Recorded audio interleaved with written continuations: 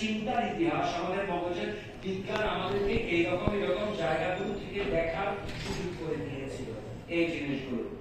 কিন্তু পোস্টমডার্নিটিতে এসে আমরা বললাম না, সত্য ওরকম করে ফিক্সড কোনো একটা জায়গা হয় না। অর্থাৎ হলো গিয়ে মার্কস যেটা বলেছে সেটাকে আমি সত্য ধরে নেব, কিংবা আমি বিবর্তনকে আমি সত্য মানবো, কিংবা আমি সিগমুন্ড ফ্রয়েডকে আমি সত্য মানবো, আমি ওইরকম করে মানতে চাই না, কারণ সত্য আপেক্ষিক। এটা পোস্টমডার্নিটির জন্য খুব কাজে লেগেছে।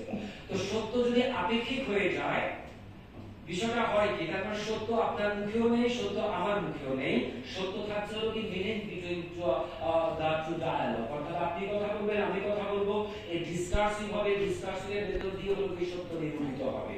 তা শেষ পর্যন্ত হলো কি যদি হয় এরকম, সত্য যদি আপেক্ষিক হয়, তাহলে আমরা অনেক ডিসকাস করেও কিন্তু শেষ পর্যন্ত সত্যে পৌঁছাতে পারবো না, যদি এক একটা জায়গা থেকে যদি জিনিসটা আসে।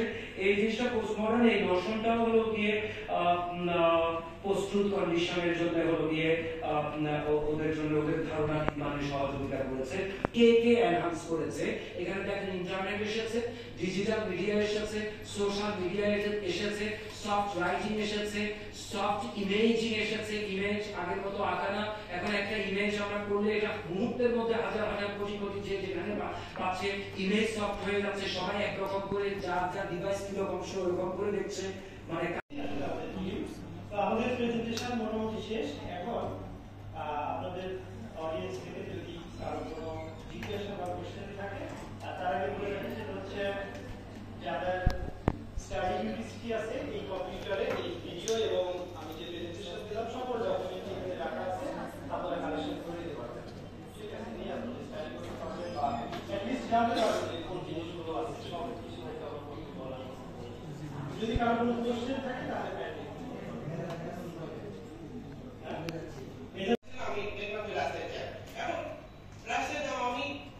আমি নিশ্চয়ই ট্রাফিক পুলিশকে ফোন দিব না, ফোন দিয়ে বলবো না ভাই রাস্তায় যান কেন, আমাকে বলে দেন কোথায়। আমি নিজে আমার কাছে একটা ডিভাইস থাকে, আমি দেখবো যে কোন রাস্তা দিয়ে আসলে আমার হচ্ছে গিয়ে আমি সহজে আসতে পারতেছি। আমি হচ্ছে কি টাইম আমি 10টার মধ্যে আসতে পারছি, আমি 10:30 আমার যে টাইম দেওয়া আছে সেই টাইমের মধ্যে আসতে পারছি। তাহলে আমি যদি এই সলিউশনটা আমি করতে পারি নিজে নিজেই, তখন আমি স্মার্ট সিটিজেন। এর জন্য আমি কি করতে হবে? আমার টেকনোলজিতে করতে হবে। আমার হাতে থাকা ডিভাইসটা যখন আমাকে বলে দিবে যে না তুমি এই রাস্তা দিয়ে না গিয়ে ওই রাস্তা দিয়ে যাও, তুমি একদম পৌঁছায় যাবে ঠিক মতো, তখন আমি হচ্ছে স্মার্ট সিটিজেন।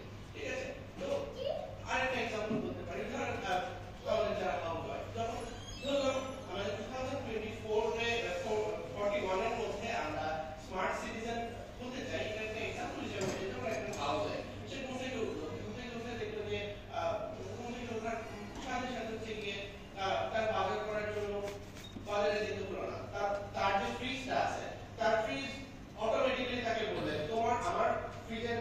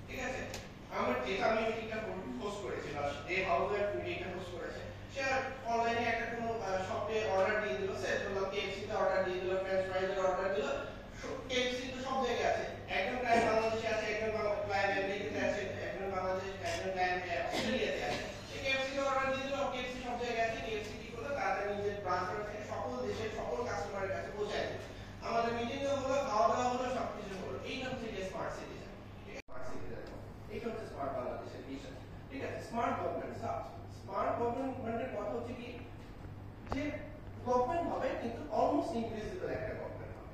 মানে আমি যে সুবিধাটা পাইলাম আমি বুঝতেও পারবো না যে গভর্নমেন্ট আমাকে এই সুবিধাটা দিয়েছে। ধরেন আমার স্মার্ট বাংলাদেশে একটা হচ্ছে কি